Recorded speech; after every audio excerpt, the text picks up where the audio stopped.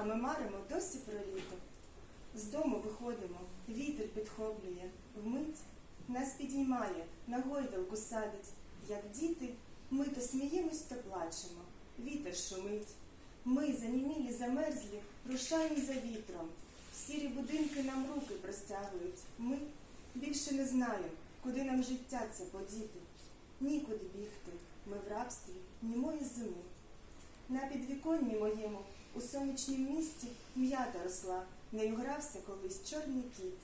Ми ж загубились у скиртах замерзлого листя, та не забули дороги до рідних воріт.